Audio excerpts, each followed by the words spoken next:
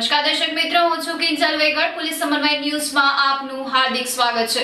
વધુ સમાચારો જોઈએ વિગતવાર. પોલીસ ડિપાર્ટમેન્ટ હોય, ટ્રાફિક ડિપાર્ટમેન્ટ હોય, તમારું ફાયર ડિપાર્ટમેન્ટ હોય કે આમ જનતાને પણ હોય, ત્યાં દરેક જગ્યા પર કઈ રીતના સમાજને પ્રત્યક્ષ રીતના મદદ કરી શકે એ રીતના જાહેરમાં સેવા કરી રહ્યું છે.